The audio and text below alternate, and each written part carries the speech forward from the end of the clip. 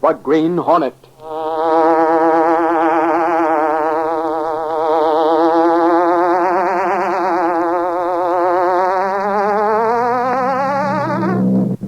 He hunts the biggest of all game, public enemies who try to destroy our America.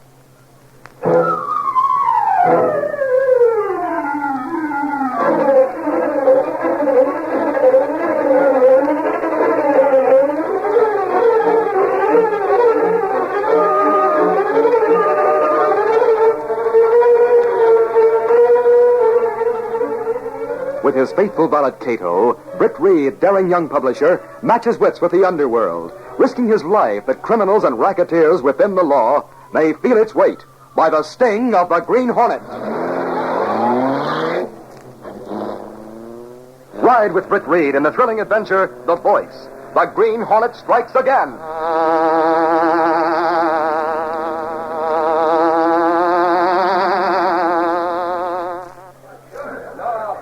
There was great excitement and turmoil at John Waterbury's campaign headquarters. The large suite of rooms on the 18th floor of the downtown hotel was overflowing with newsmen and campaign workers. This is sure a close race. Waterbury's in the lead now. Quiet, everybody. What's up? It's just been announced over the radio in the other room that Payson's going to speak. Come on, hurry up, boys. Tonight, one of the bitterest campaigns in the history of the city is drawing to a close. That's Payson now. The returns for the past hour have shown a steady increase of votes for my opponent, John Waterbury, for the office of District Attorney. His lead is such a substantial one that I decided at this time to concede the election to. I extend my best wishes to Mr. Waterbury, and my thanks to all of you who have voted for me in this campaign.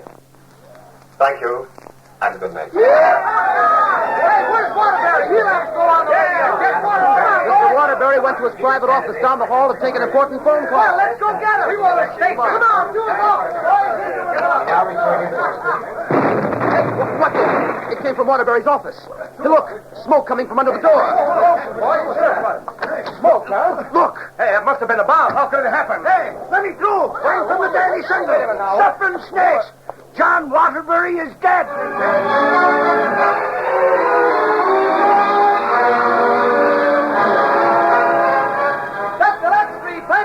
New district attorney killed by mysterious explosion. Here you are, ladies. New assistant to take office. Here you are, sir. Read all about it. Sentinel Extra paper.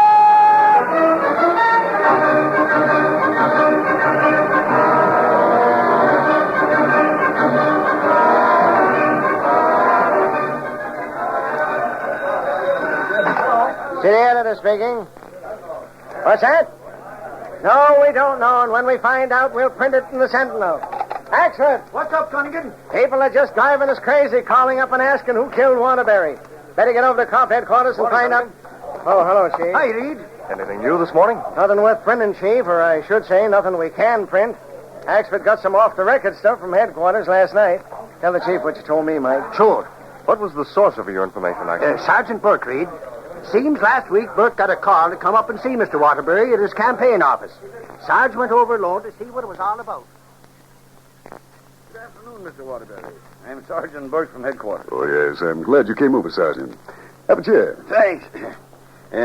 What can we do for you, sir? I'll get to that in just a minute. Yes, Mr. Waterbury? Have Tutwiler come in and bring that recording with him. Yes. Who's Tutwiler? Well, as you know, I run a brokerage office downtown. Tutwiler has been my bookkeeper for years. Oh. He's helping out in the campaign by handling the mail here at campaign headquarters. He's a meek, quiet little man, but quite efficient. We called him Tut for short. I brought the recording, Mr. Waterbury. Good. Tut, this is Sergeant Burke from police headquarters. Pleased to meet you, sir. How are you? I'll explain, Sergeant. This morning, Tut came to me with that recording, which had come through the mail. It's a threat against my life. No. Yes. Probably the work of some crank. I don't for a moment connect it with the opposition. I'd like to hear it. Have you any way? I have a playback machine right here. Put the record on, Ted. Yes, sir. Did you try to recognize the voice that's on it? Well, it's definitely not Payson or any of his speakers, if that's what you mean. Shall I start it, sir? Yes, let's hear it. Sir? Thank you. There we are. I am known as the Voice. My followers are ruthless and strong. My My identity is unknown, even to them, but they carry out my orders blindly. This is to tell you, John Waterbury, that if you are elected district attorney, you will never take office. Remember what I say, John Waterbury. If you are elected, you will die.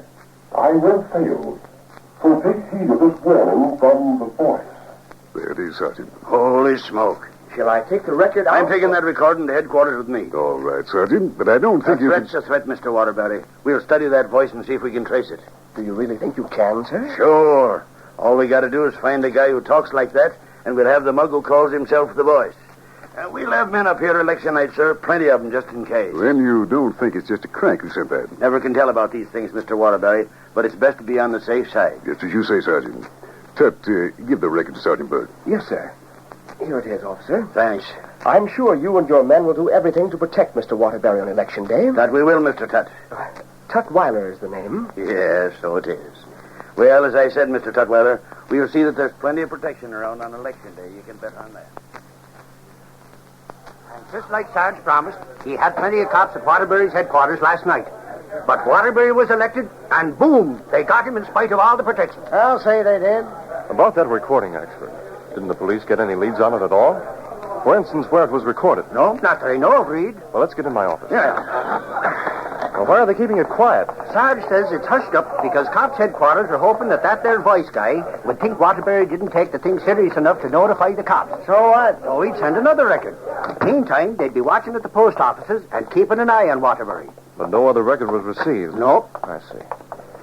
Well, what about Payson and his gang? Good morning, Mr. Reed. Oh, good morning, Miss Case. They ran a pretty bitter campaign against Waterbury. Oh, Sarge says they're investigating Payson and his bunch, of course.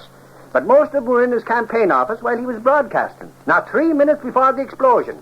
And that office was 2 or 3 miles across the city. Yes, that's right. Now, sit down. Yeah. How about the bomb or whatever? Reed, I was coming to that. This'll really make you sit up and listen. Get to the point, will you? What's so startling, Axford? Well, as you know, the room Waterbury was using for his campaign office was one of the suite on the 18th floor of the hotel. Yes, I know. 'Tis the only high building in that neighborhood. Now, Waterbury's desk was backed up to a big plate glass window that looked out over the city, with nothing in the way for blocks. Are you really leading up to something, or are you just trying Wait a minute, Gunnigan, and listen. The police investigators say if a bomb or something went off on the inside, with the window closed, the glass would have blown outward. Well, that sounds reasonable. Yeah, but all the glass from that big window was lying inside, on the floor. But if they say that it should be... Gunnigan, what they say now is that whatever caused that explosion, bomb or whatever, it crashed through the window before it exploded. Oh, now I get it. Some killer just went by that 18th-story window in a plane and tossed it in. Is that it? How do I know? All I can tell you is what I hear at cops' headquarters, and I'm telling you. Oh, but, Chief, what he says don't make sense. He's mixed up somehow. We ought to... Now, hold on, Gunnigan. Oh. What Axford just told us does make sense, as far as it goes. Sure, that's right. What crashed through the window and how it was made to do so is, of course, quite a mystery. That's just what the inspector said at cops' headquarters, Reed. Next, they'll be saying it was a plane out of control like the one that bumped into the Empire State Building. Only this plane came right through the window and blew up in Waterbury's face. If you don't like what they say, Gunnigan, call them up and tell them. Don't take it out on me. Axford, forget it. Where's that record, the one that Burke told you? Sure they have it at headquarters, Reed. I see. Well, you'd better go down to headquarters and keep tabs on things. And see if it can come back with a theory we can figure out next time. I'll bring the news as I get it.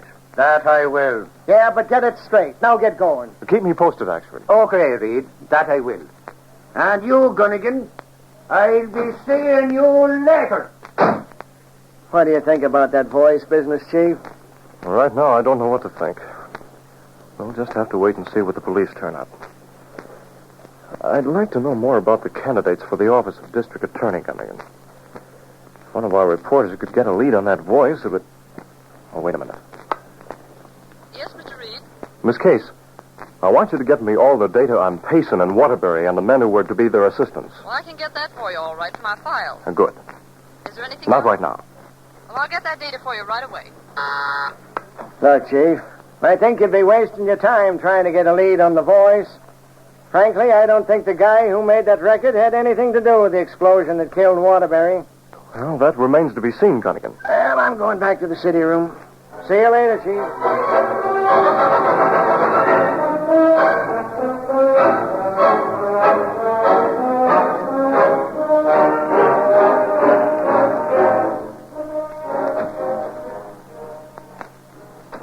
Here's some more data on Waterbury, Mr. Reed. Well, thank you, Miss Case. I've gone through all the rest, but it hasn't told me much. Oh, I'll get it. Mr. Reed's office? Casey, let me talk to Reed. Oh, just a minute. It's Axford for you, Mr. Reed. Hello, Axford. What's up? Reed, I thought you'd like to know the cops made recordings of everybody's voice on the pacing crowd, so as to compare them with that record of the voice. Have they found anyone whose voice is similar? Not yet. Well, listen, Axford. Arrange with Sergeant Burke for me to come down there and hear the test. Sure, he'll be glad to have you, Reed. Hold on a minute, Reed. Axford left the phone for a minute. Maybe there's some news coming in from headquarters and All they... right, Oh, wait. I'll tell him. Hello? Hello, Axford. Reed, Sarah just came in and told me something that'll knock your hat off. I'm waiting. He says the chief of police just got one of them threatening records from the voice. I gotta go. So long, Reed. But wait. Axford, he hung up. Well, what did he tell you? The man who calls himself the Voice has had another recorded threat. This time to the chief of police himself.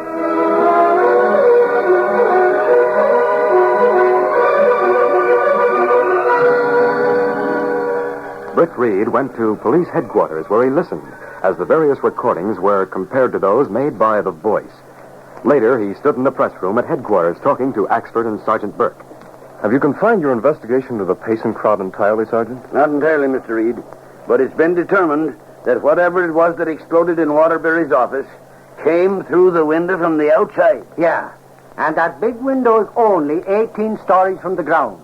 That'll seem impossible. Sure, it's impossible, Reed. That's what I keep telling Sarge. In spite of what you say, Axford, the experts we sent up there from headquarters all agree on that fact. They know what they're talking about, Axford. Okay, so they know what they're talking about.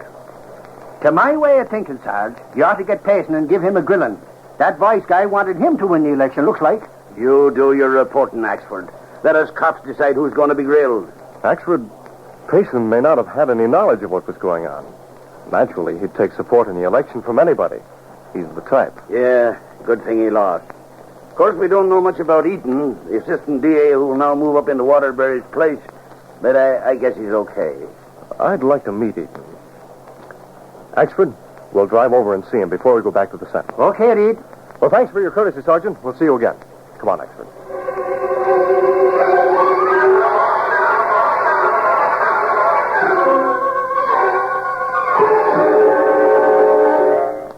And now, back to our story. Britt Reed had gone to police headquarters to listen to the recording of The Voice. He expressed the desire to meet Mr. Eaton, who is now acting district attorney, and suggested that he and Axford pay Eaton a visit. A short time later, Britt Reed and Axford sat in the district attorney's office talking to Eaton. I hope, Mr. Eaton, your office will put its full weight behind the hunt for Waterbury's killers. If you don't do something soon, Mr. Eaton, that there Voice might get notions about you. I'm not afraid of that. Here are the papers you wanted, Mr. Eaton. Oh, thanks, Tut. I know you. You're Mr. Tutwiler, the bookkeeper in Waterbury's brokerage office. Mr. Tutwiler is now working here with me. He's my right-hand man. Tut, meet Mr. Reed and Mr. Axford from the Daily Sentinel. How do you do? Tutwiler? Well, I saw Mr. Axford at campaign headquarters. He was there when Mr. Waterbury... Sure, I was there, all right. I understand you were present when Mr. Waterbury received that record. Well, yes, I warned him to take it more seriously than he did, sir. I felt sure the Voice and his followers were ruthless and strong. I see. Well, I'm glad to have had this talk with you, Mr. Eaton. You can count on the Sentinel to back you up if you follow through with the cleanup campaign you've outlined. Thank you, Mr. Reed.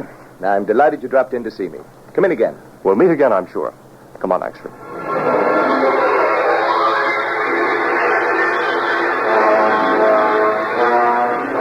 That evening, Britt Reed went to his apartment where Cato, his faithful Filipino valet, and the only person knowing his identity as the Green Hornet, was waiting. Police not find anyone who talked like the Voice? Not yet, Cato.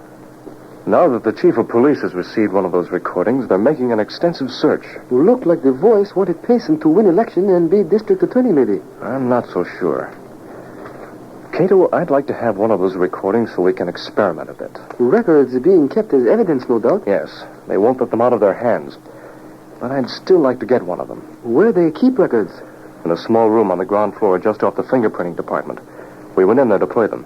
They're in a file case there. Oh, Green Hornet not dare to approach police department building? The Hornet dares to do many things, Cato, when it's necessary. You take risk, then? What do you think? I'm ready. Let's go.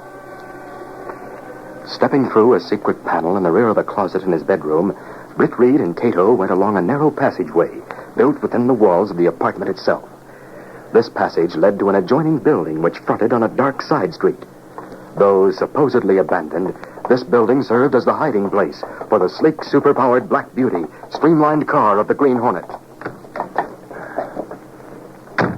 Britt Reed pressed a button. The great car roared into life.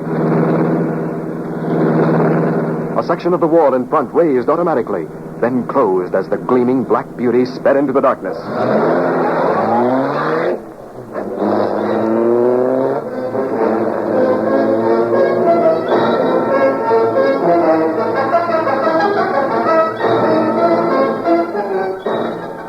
Meanwhile, at police headquarters... Cassidy, Yeah, what you want, Sarge? take this list into the dispatcher's room.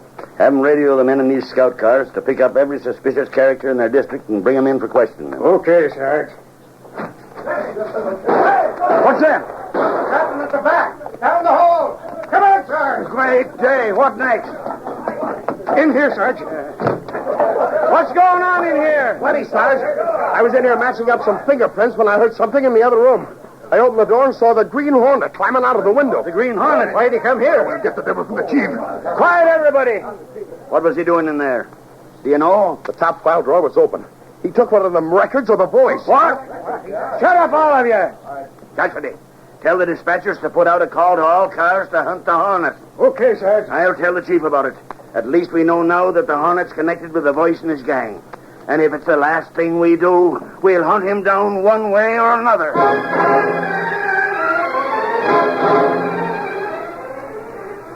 A short time later, Britt Reed and Cato arrived at their apartment with the recording of The Voice.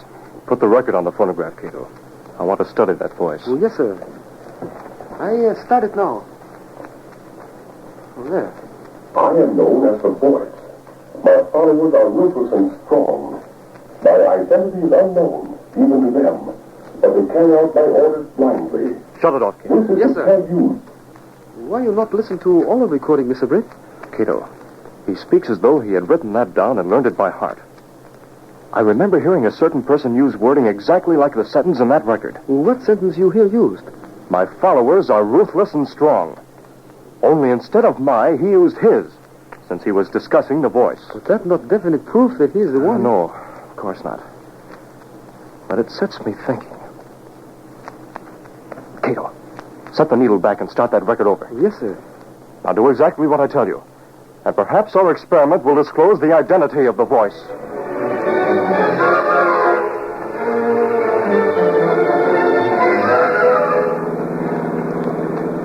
That man plenty smart to think out scheme like that, Mr. Britt. Someone else may have given him the idea, Cato. We'll find all about it soon. There's his home just ahead. That small house to the right. Better park in the shadows. Yes, sir. Come on. House dark, but I see cracks of light around shade of basement window. We'll slip around to the back and find a way into that basement. Then there'll be fireworks. Moving cautiously, the Green Hornet and his helpers silently approached the rear door of the basement. Opening the door with a skeleton key, they entered and moved along a passageway until they stood before a closed door, from behind which they heard someone talking. What do you mean by that? I'm just getting an idea of what he does mean. Wait here. I'm going in. Hey, what the... Hey, look, it's the Green Hornet. Right, killers? Quite a setup you have down here. For a bookkeeper, Tutwiler, you seem very efficient at building model planes. That's a fine job you have there on the bench. Well, it's just a hobby. I don't... I suppose the assistant DA has the same hobby. Is that it? What right have you to come in Or here? is he applying his knowledge of radar and electronics so your model planes can be radio controlled? He's found out. I admire your cleverness, Eaton, but not the use you put it to. It was one of those radio-controlled model planes that carried the explosive into Waterbury's office and killed him. I admire your cleverness, too, Hornet, in being able to figure that out. Well, why did you come here? What do you want? Protection, perhaps? From me in my capacity as From now on, Eaton, you won't be in a position to give anybody protection. Eaton, don't let this criminal tell you what to do. Shut up, you. It's meek little crack brains like you that get the delusions of power at the expense of those who trust them. That voice business certainly wasn't your idea. It was Eaton's. He would have made you the fall guy eventually. But now both of you... You won't live to tell what you know. A bullet from this gun... Oh, no, you don't. Drop that gun. Drop it. Ow! Now, this will settle you. Look, Hornet. You can work with us. We'll let Very you... clever, Tutwiler. Making the police think the voice was probably backing the opposition, when all the time you worked for Waterbury's election. But I say that you can work with You us. wanted him to win so Eaton would be his assistant. Then by killing Waterbury, Eaton could take over as DA. You're through, as of now. Now take it. No. Gas, Oh. Cato. You all right? Yes. Give me that record. Here it is. I'll put this there so the police can pick it up. Then you can phone them to come here and pick up these killers. When the experts from headquarters see this equipment, they'll get the whole picture and make these rats talk.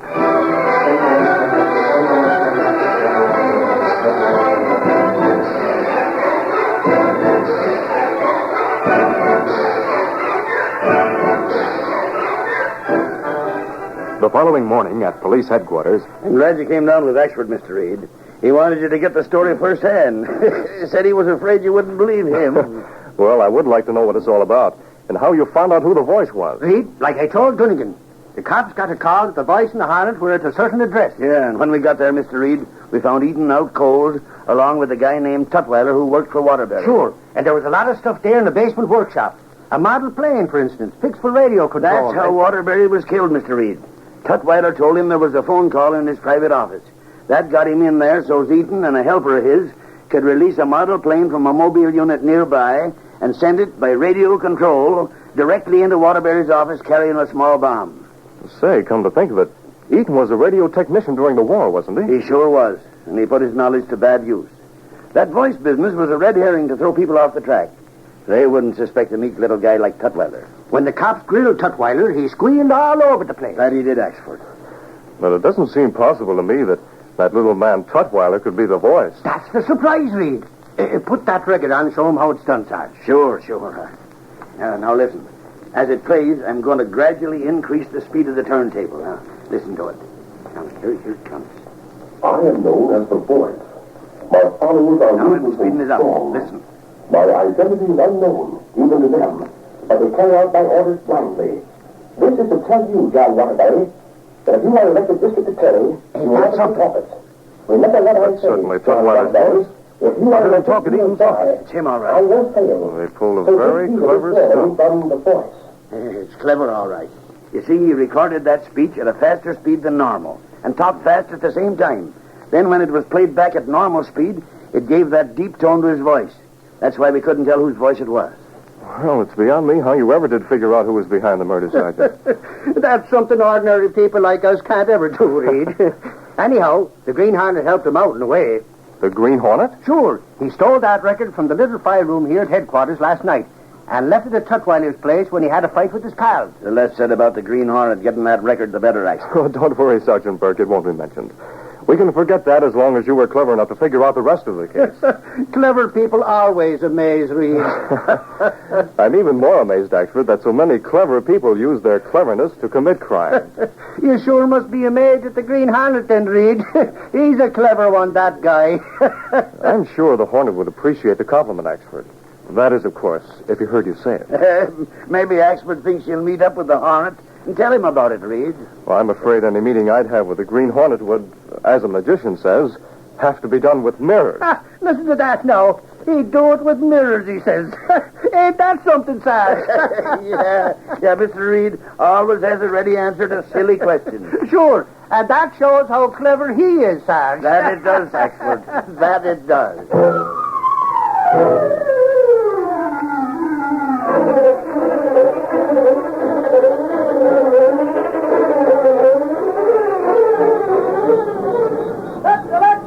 Police capture the boy Eaton Tutwiler indicted for Waterbury murder. Green Hornet implicated. Read all about it. Green Hornet still inside. That's the Lex Street Baseball. These popular radio dramas, created by George W. Trendle, are a copyrighted feature of the Green Hornet, Incorporated. All characters, names, places, and incidents used are fictitious. The Green Hornet.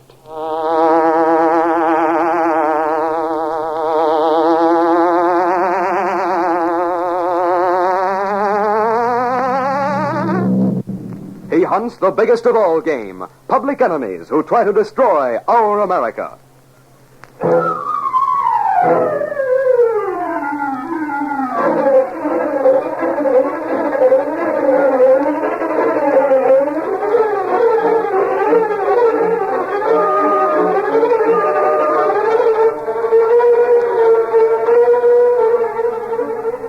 With his faithful valet Cato, Britt Reed, daring young publisher, matches wits with the underworld, risking his life that criminals and racketeers within the law may feel its weight by the sting of the Green Hornet. Ride with Britt Reed in the thrilling adventure, The Voice. The Green Hornet strikes again.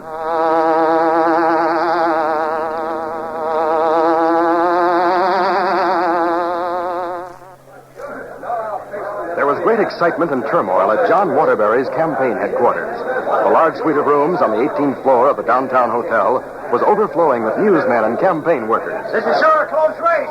Waterbury's in the lead now. Quiet, everybody. What's up? It's just been announced over the radio in the other room that Payson's going to speak. Come on, hurry up, boys. Tonight, one of the bitterest campaigns in the history of the city is drawing to a close. That's Payson now. The returns for the past hour have shown a steady increase of votes for my opponent, John Waterbury, for the office of District Attorney. His lead is such a substantial one that I've decided at this time to concede the election to him. I extend my best wishes to Mr. Waterbury, and my thanks to all of you who have voted for me in this campaign. Thank you, and good night. Hey, where's Waterbury? He'll have to go on the Get Waterbury. Mr. Waterbury went to his private office down the hall to take an important phone call. Well, let's go get him. We want to take him. Come on, do it all.